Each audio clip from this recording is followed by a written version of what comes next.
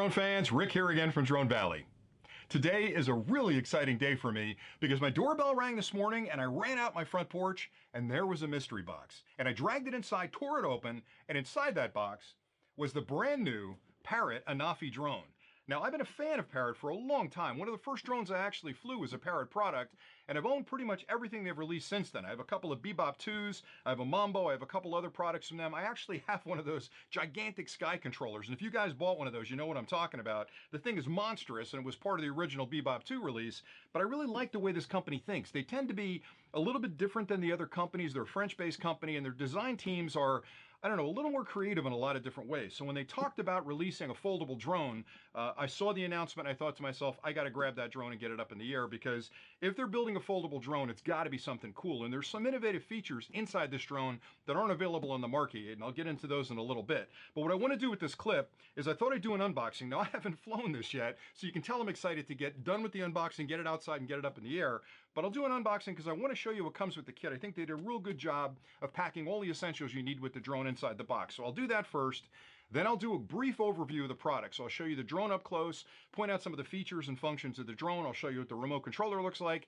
Then I'm going to get outside and fly it. And I'll show you what it looks like in flight, how it handles, how it maneuvers. I'll capture some footage for video and pictures. I'll show you examples of that as well. Then I'll come back at the end and do a brief conclusion. Now, I promise you, I'm going to put this thing through its paces, and I'm going to compare it to drones in the space from Parrot and other companies to give you a feel for where this fits in the market space. Because at the retail price this is released, there's a lot of competition in that space. So it's really going to have to do some pretty amazing things to stand out from some of the drones that are out there. But we'll get into that in other clips. But for today, I'm going to do the unboxing, like I said, and then I'll do some close-ups, take it outside and fly it, and come back and give you my first impressions of the product. Let's tear open the box. All right, so before I cut the tape on it, they've got a lot of labels on this one end where they're partnering with a bunch of different technology companies, because a drone like this, and like a lot of the modern ones that are on the market, include a lot of amazing technologies around, you know, imaging quality. And this one's got actually a digital zoom, a 2.8x digital zoom on it. It's got image stabilization in the form of a 3-axis gimbal. It's got all kinds of other technologies in it to lock it in a position around GPS.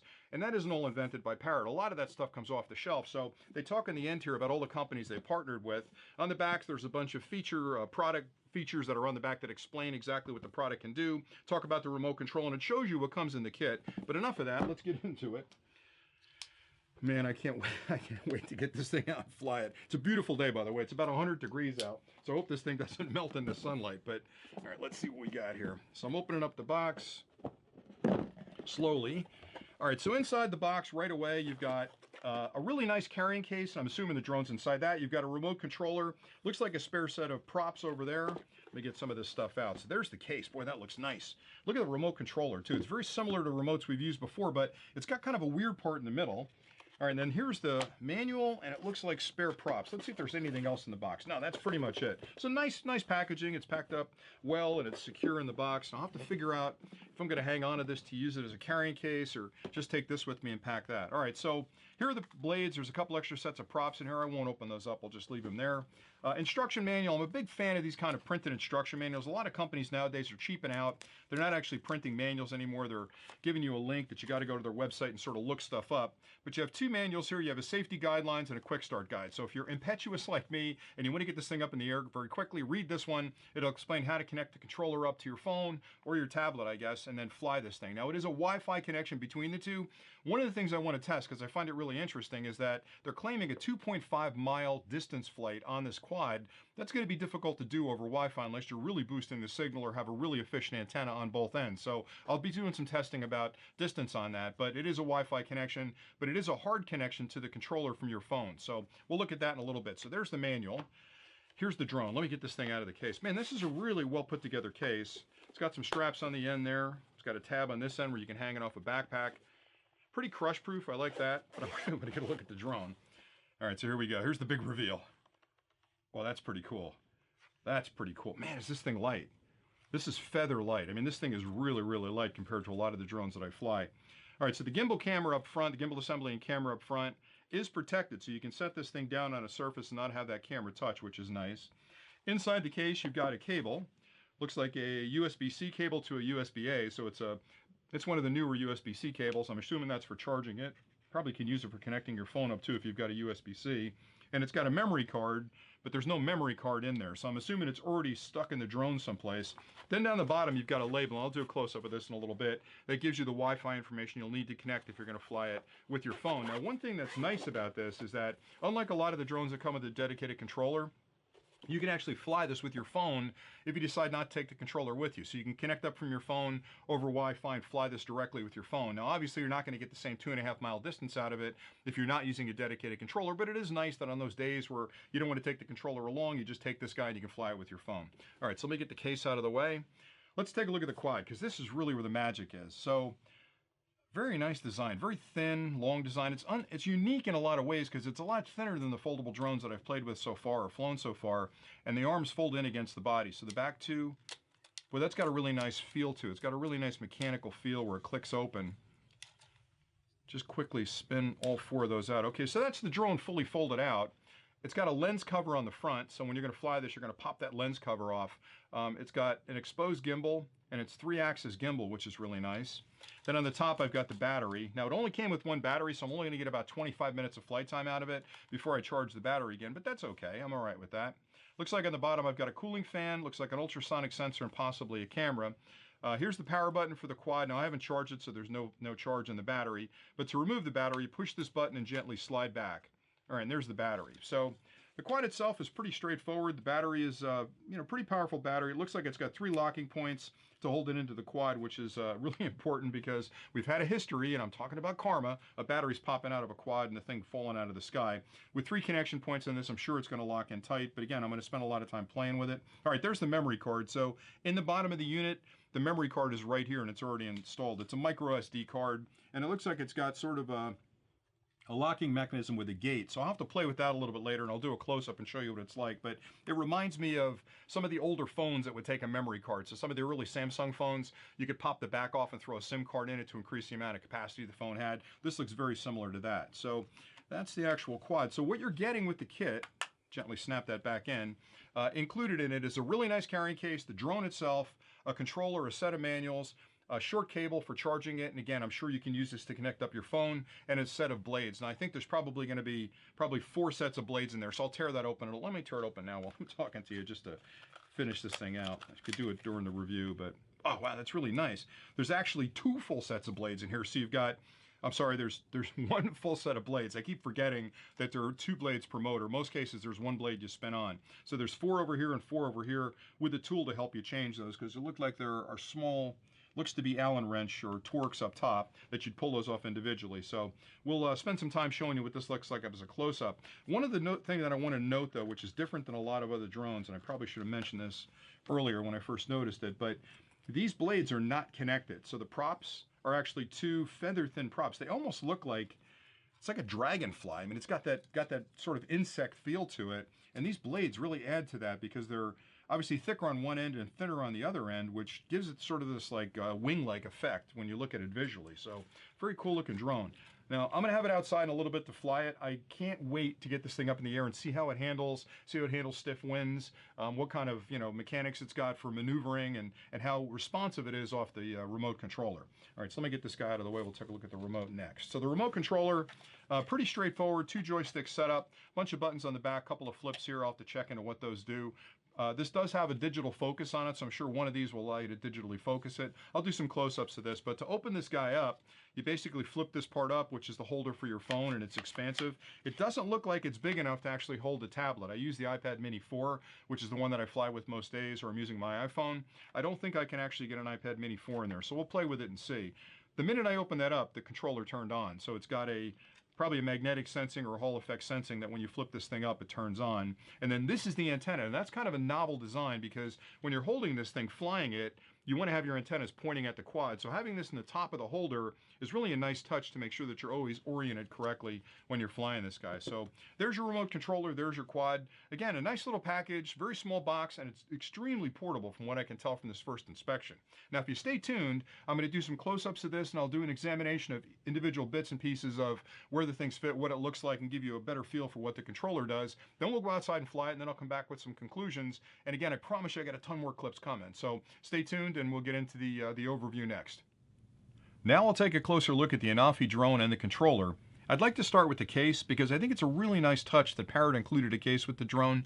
So many companies nowadays will sell you a drone, even an expensive drone, and won't include a case with it. You'll rip open the box, there'll be some styrofoam in there, maybe a little bit of plastic, and all you've got is the drone and the controller, and then you've got to be very careful with it when you're traveling or you've got to buy an aftermarket case. The fact that Parrot designed this to protect the drone when you're traveling just means that they care about their customers, and the case is really well designed. It's crush proof, it's weather resistant. On the bottom, you've got a couple of flexible straps here that you can use to hang it off your backpack. You've got a nylon loop on the end. You can put a carabiner through that and hang it off your belt or your backpack. So good on you guys for putting together a nice case like this. Now, let me open it up and show you how it holds the drone.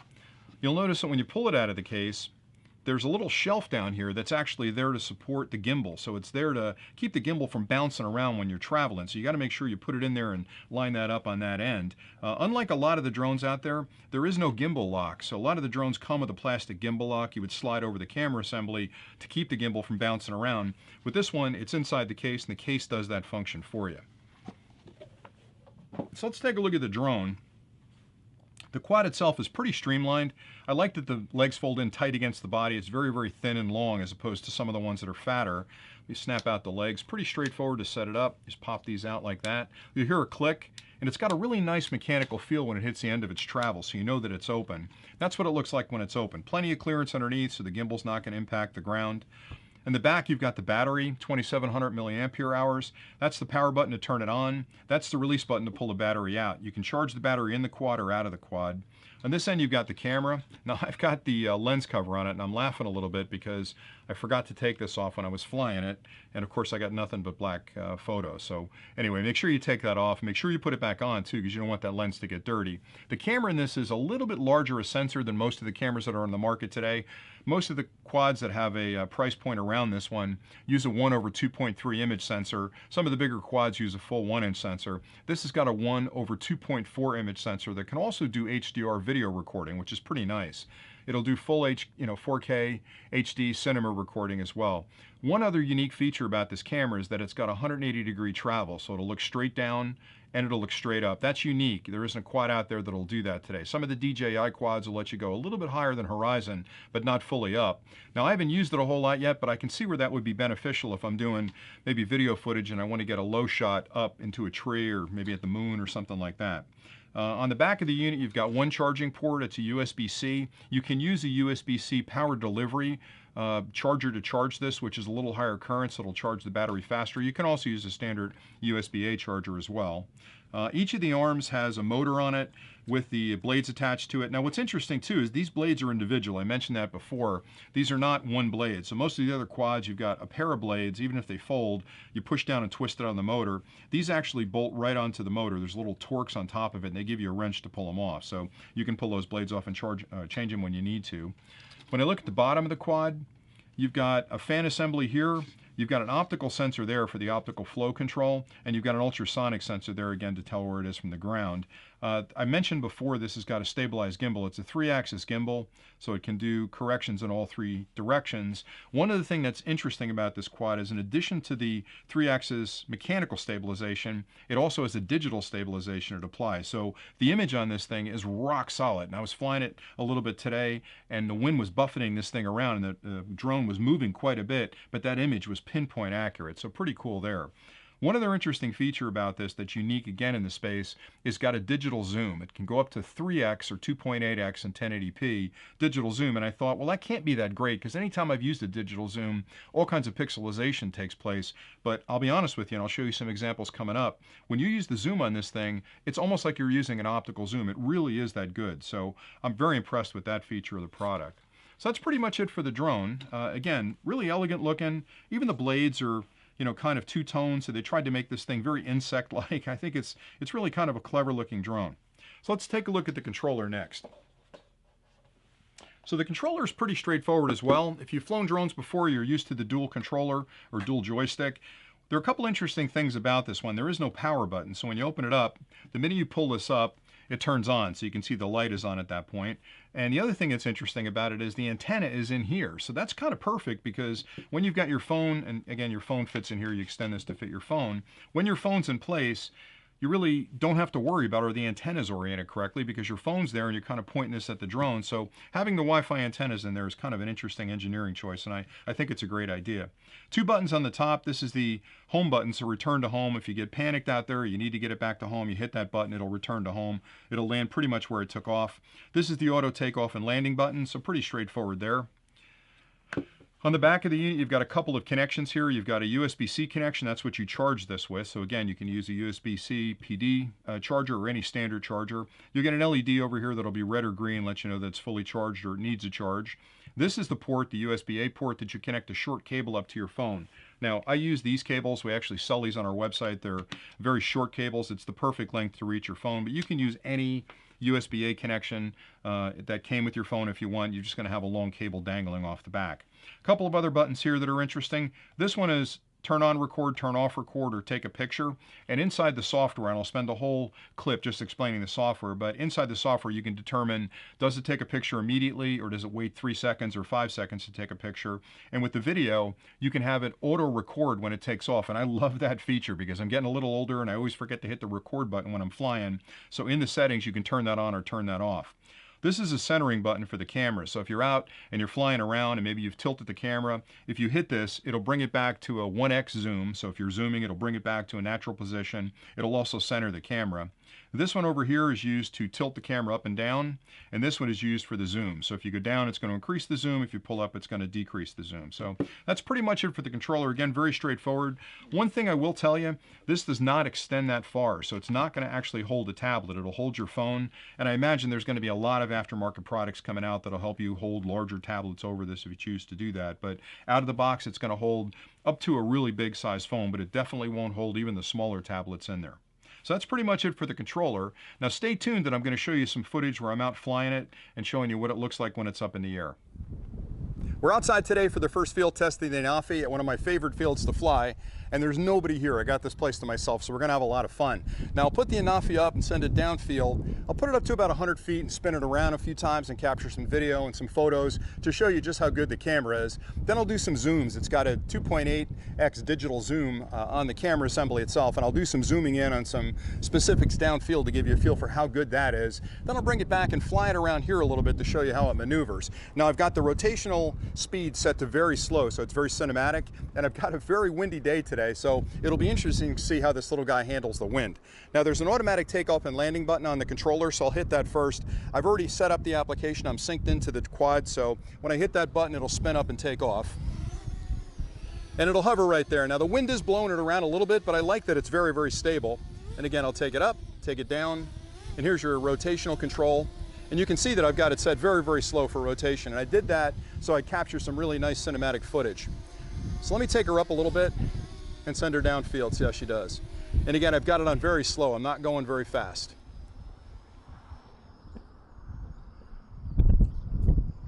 So it's only about 10 meters right now. Try and keep it within frame here. Let me drop it a little bit so you can see it. We'll spin it around, slide it over to the side. Now let me put her up a little higher, and we'll get a little bit of video footage from above. Right now I'm about, I don't know, about 10 meters up. Still climbing. And again, it's doing really well in the wind because this wind is buffeting it pretty good. It's very stable in the sky. Let me pan the camera down a little bit. Then I'll spin it around and give you a feel for how the camera handles that rotation. Nice, really nice video. Very, very stable up there. That's almost a 360. It's about 180 degrees right there of rotation. And you can see us with the camera set up. All right, and I'll spin it around the other way. And then I'll find something really cool to look at, and I'll try to zoom in on it a little bit to give you a feel for how that zoom works. So let's see, let's pick something that's not gonna get me in trouble if I zoom in on it. Let's see what's a safe target there. That's a house, so let's not do that. Let's pick that stand of trees over there. Now I'm gonna zoom in slowly. Look how that, whoop, too fast. But that zoom is really, really quick. So that's not a full 3x right there, but let me zoom in a little further. That's a full 3x. So let me pull it back slowly. So that zoom is really effective. I mean, I would use it occasionally, I guess, if I was flying over the ocean or over a lake and there was something interesting that I wanted to see, a fish or a boat or something. I could bring it a little closer without actually flying the drone in too close, but that is a really, really nice zoom. And again, Parrot's been known for their ability to handle video processing. Even on the Bebop 2, it had no image stabilization whatsoever from a mechanical perspective, but that image was the most stable I'd seen with any kind of digital stabilization. So once again, those guys are really working hard. All right, so let me bring her down a little bit and I'll fly it back, and we'll take a look at how it handles here in the wind. So let me spin it around and I'll point it back home as I come down. And once I fly it back here, I'm going to zip it around a little bit and show you how it handles in the wind. And again, it's a pretty windy day today, so this will be really kind of an interesting experiment here. All right, so now we're focusing back where we came from. Here she comes. The other thing I have to note is just how quiet this thing is. Like, it's not at all as noisy as some of the larger drones. And I think, again, it's because it's got smaller propellers, they're further apart, you've got a really nice stable base when it's flying in the air. So let me drop it down. So again, the maneuvering on this is really good. There's your rotation, left and right. Hope I'm catching that and I'm not too high. Let me put it down a little bit further. Again, really, really nice. Very quiet, very stable in the air. And it kind of smoothly stops itself when it's sliding sideways, kind of skids into a stop. So let me pull it forward and I'll try and land it. I'm gonna use the automatic landing. So I hit this button again, it'll actually come down. Boy, did I nail that or what? Anyway, that's the Anafi now. I'm gonna take it back to the shop. We'll put some video footage up and I'll show you what it looks like. And I'm really interested to see how that digital zoom performs. So stay tuned and we'll take you back to the shop and I'll give you some conclusions about what I think after having flown this thing the last couple of days. I wanted to share a few pictures with you to illustrate just how effective the digital zoom is on this quad. Now, this first picture you're looking at has no zoom effect whatsoever. It's the picture you'd normally take with the quad if you were flying around. The second picture, I've increased the zoom by 3x, and I'm blown away by the amount of detail that's still in that picture. Normally when I've used digital zooms before, you get a lot of pixelation in there, you get some color dropouts, maybe some shadows, but this looks to me as if I were closer to that particular object. So again, I don't know how much I'm going to use it, but now that I've flown with it for a little while, I'm absolutely blown away by how good that digital zoom is. Now that I've had a chance to fly the Anafi drone for a little while, I have to be honest, my initial impressions of this quad are pretty good. It's actually a very, very solid drone, and I was skeptical at first, as I am with all new technology, because I can't overstate just how difficult it is to build a complex product like this from scratch. You have to remember, the previous drone they had out was the Bebop 2, which is a wonderful drone. It's still on sale today, but the difference between that Bebop 2 and this drone is gigantic. And I have to think back to their engineering team a year and a half ago when they decided to build the Anafi, sitting down at a table and starting from scratch going, okay, first thing we got to do is make sure it defies gravity. And then second, we want to make sure we know where it is in 3D space, it can return home, it's got a good camera, that it's got geopositioning satellites that it can sync up with, that the software is really robust and I can do spin arounds and all kinds of video tricks with it. Oh, by the way, we want the camera to have a 3-axis stabilized gimbal. They'd never done that before. And by the way, when you're building the camera, we want it to flip all the way up and flip all the way down.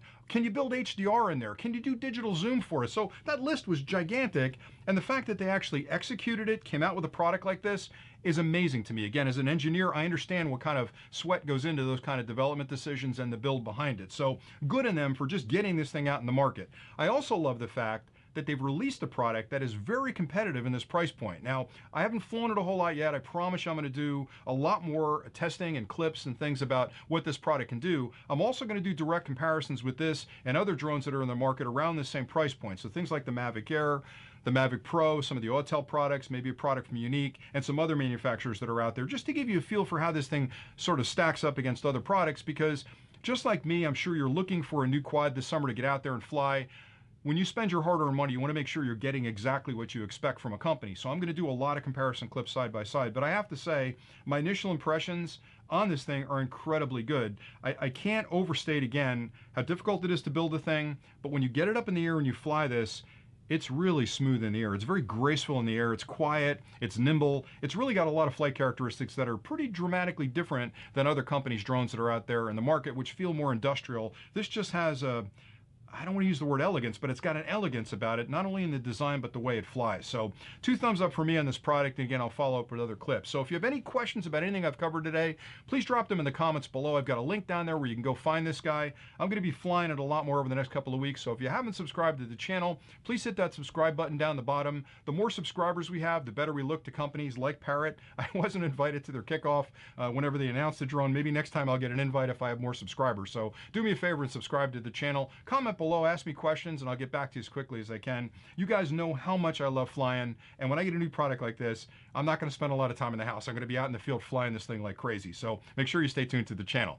Until next time, happy flying.